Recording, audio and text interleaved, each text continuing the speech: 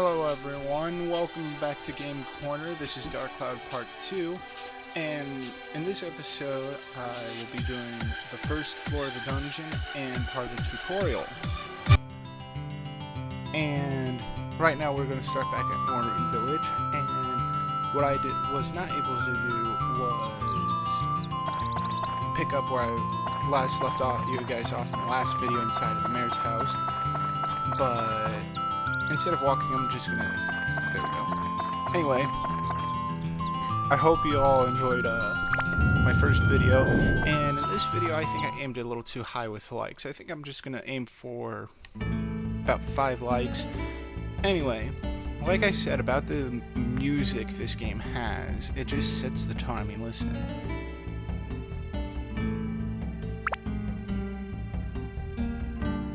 Anyway, now, the first couple episodes of this playthrough will be a little bit rough because there's a tutorial going on, like right now. And with the tutorial going on, even if I do skip it, that would be rude and unfair to you guys. So I'm going to have to sit through and play through all of this for you guys. But the good thing so far is you do not have to worry about, you know, losing all your health unless if you're a really bad player in the first couple of levels. But Mind Connect. But this game is really interesting with what they had to offer, and the challenge gets higher as you progress in every dungeon. So it's more like you gotta, not like think fast, you just gotta plan how you use your items. And, oh yeah, Mind Connect. Pretty much Mind Connect, what it is that once you defeat every single monster on the floor, you can leave, but what would be the point once you've killed every single monster? You'd have the gate key by then, and you could just leave the dungeon that way. Anyway, broken weapons can disappear, and that is a very interesting mechanic because once you break your weapon, you're defenseless. Except for your default weapon, of course. The game's not heartless. But you're also given repair powder by the mayor. So you can use that, but it's only one-shot use. Now, Atla, that is the key point of why you're in the dungeon. So you want to get all the Atla, the gate key, and then progress to the next floor, which I will be doing as kind of like a speed run. But this is not a speedrun playthrough, it's actually to where this playthrough is more like me criticizing, there we go, the game, but more or less praising it as well. Now you have various kinds of enemies, one in the air, ones on the ground, and the ones in the air, these cave bats, they can poison you, and there are status effects in this game. Anyway, there are various chests that carry a lot of different items that can range from bread to the power-up powder you can pick up. Now, power-up powder levels up your weapon 1 level, but I would refrain from using it if you have absorption points, which is the little blue bar you see under the weapon HP. Now, what I was saying about the interesting aspects of this game is that the difficulty is more relied on you have to manage your health, your weapon HP because your main weapon can break, or the weapon that you use the most can break, but not your default weapon. And you also have to manage your thirst. With your thirst and all that, if it gets completely gone, you lose health one by one, but it's very fast. So you have to actually watch it. And instead of games that stack your items, you can, in this game, it doesn't stack at all. You have a piece of bread that will, be side by side on each other rather than, oh, I'm going to just put piece of bread, and piece of bread, and I'll it'll just have a little number 3 next to it. It doesn't work like that in this game, which is very interesting because you also have to manage everything, your inventory as well, which is, a real pain, but you'll eventually figure out what's more important, repair powder or food. Well, if you're good if you're good combat-wise, then you'd know you won't take as much damage, so repair powder would be more important. Or a mixture of the two, really. Me, I'm more... I've played this game a lot of times, so I know how combat works, at least. But there are a couple glitches that I want you guys in the comments below. When I show them to you, if you want me to continue to use it, and I will warn you, using a glitch in this game will cause it to freeze like any other game, but the glitch I'm planning to show you guys is a really effective one that will help me blow through this game quickly. However, if you don't want me to use it, just let me know. But I will at least show you what the glitch does and why I find it useful.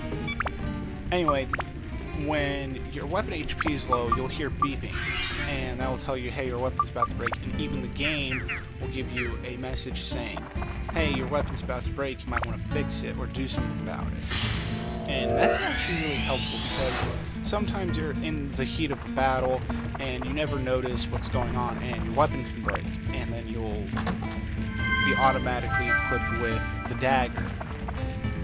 Anyway, tram oil. I'll get into that when the Fairy King does. He actually gives a tutorial about the entire dungeon, the ins and outs, how everything works.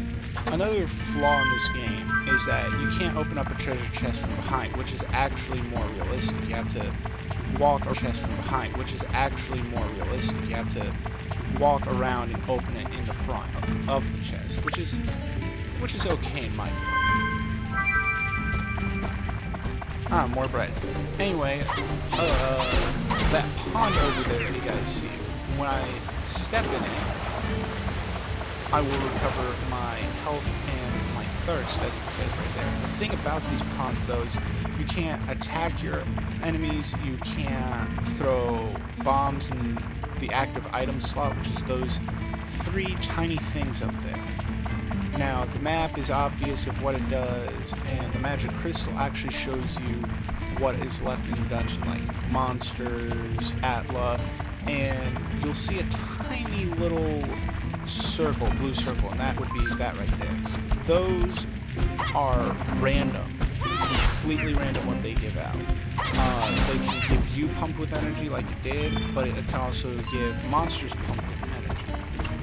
It can have your weapon change status, like the attack could be greater but the speed goes down, which is okay if you're trying to build up your weapon, but then it becomes useless sometimes because you're so close, and then it'll take attributes away that you needed, and then you have to go around and do it again. Anyway, so that was the first floor of the dungeon. The thing that I'm going to show you guys next is the georama. Now, the georama is very interesting in my opinion because you can't just place down everything willy-nilly. You have to actually pay attention to what the people want and give what the people want. Like, what is it? A merchant will want more people around to sell items. That's an easy request. A villager might want to be closer to the dungeon to watch after the village while you're in there. You just have to listen to requests and all that other stuff, and you'll be able to tell what's going on. With the requests, I mean.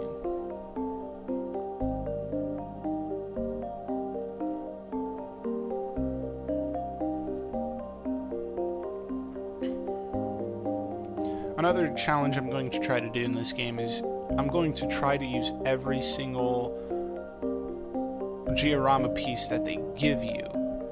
So it would look like... I'll do the more cosmetic things, like off recording, if you guys don't want to watch the georama stuff, but I will show you guys the events and what happens when you complete a house and when you complete a georama place.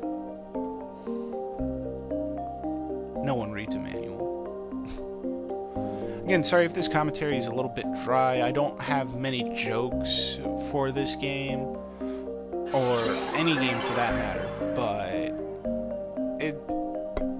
it'll get there, guys. This is only my second video.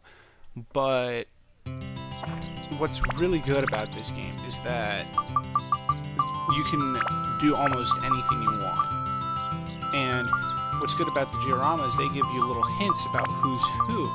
And the question marks are things that you have to figure out by talking to the people who live in the house. And, you know, you also have the size of the house and all that. And there are these little orange chests that I'm picking up.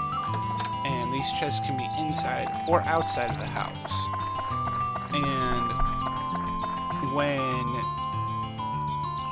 when you talk to someone, they'll say, "Hey, how's it going?" And when you say, "How should I build Norrune?" they'll tell you, you know, a certain request. When you say, "Tell me how to rebuild your house," they'll give you clues as to what they need in their house. Sadly, I don't have the items that they need. Atla is kind of given out at random the first couple, well, actually after the first couple floors, and I did not mean to place that there. But there we go. But if you guys want to see me like finishing up like villages and all that, just let me know in the comments below. And another annoying thing about this game is that when it's about to turn day or to a different time, you'll stop dead in your tracks and look up at the sky. Now, in certain places you won't do that, but most of the georama places will stop you just to do that.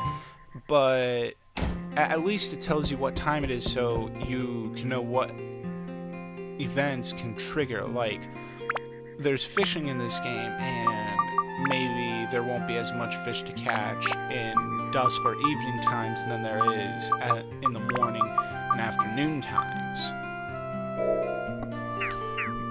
And once you use an item that the mayor gives you, he will give you back another item, but he won't if you have more of that item. Like if I use a repair powder and I have an extra one, he won't give me another repair powder that I just used.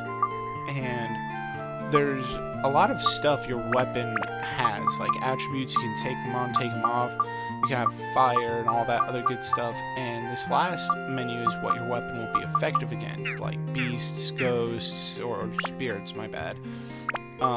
Mimics, all that other good stuff. Now that I used a repair powder here, the mayor will give me an extra one because I don't have any more.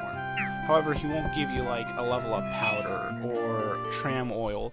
He'll just give you the basic necessities like antidote drink, tasty water, and food and repair powder, but that's it. And instead of walking all the way to the dungeon entrance, you can now just warp to it. Although I don't know why I warped to it when I'm not going to have enough time to finish this stage, but I think I can just give you guys a peek, and if I return to this floor, you'll see that it changes a lot, because everything in this game is random. The dungeon outlay, is the Fairy King here again? Oh wait, that's right, the cat. This cat right here is really important to the story as you progress in the dungeon. And I'm just gonna poke around this dungeon. What's around? Oh yeah, the monsters change, like what monsters you face. And that door right there, you need a gate, well not a gate key, but a dungeon key. Now a dungeon key will let you access that part of the room. And overall, the dungeon crawling aspect is really boring, but you'll at least be able to know what you're doing once you go further into the dungeon. Some of the villagers will like give you items that will help you on your little quest and all that, which is really good to do. But right now I'm just going to leave the dungeon to show you guys how the escape powder works. And that is all the time I will have for this recording, guys. Once again, this is Game Corner. Tell all your friends, and I will see you all